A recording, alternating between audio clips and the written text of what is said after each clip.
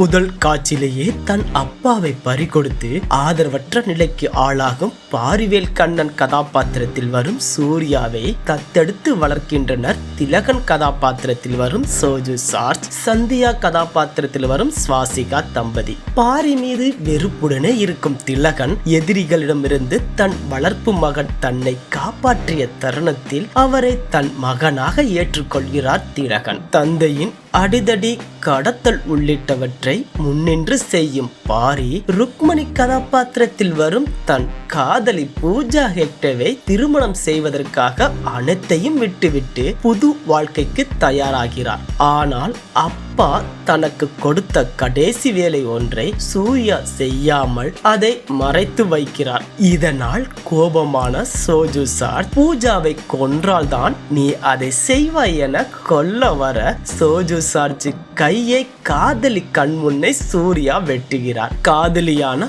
பூஜா ஹெக்டே கோபித்துக் கொண்டு வேறு மாநிலத்துக்கு செல்ல சூர்யாவும் சிறைக்கு செல்கிறார். சிறையில் இருக்கும் பாரியின் சண்டை போடும் திறனை கண்டு அவரை தங்களுடன் சேர்த்து கொள்ள விரும்புகிறது ஒரு கும்பல். இதற்காக அவரை சிறையிலிருந்து தப்பிக்க செய்கிறது. ஆனால் அந்த கும்பலை அடித்துவிட்டு தப்பிக்கிறார் பாரி.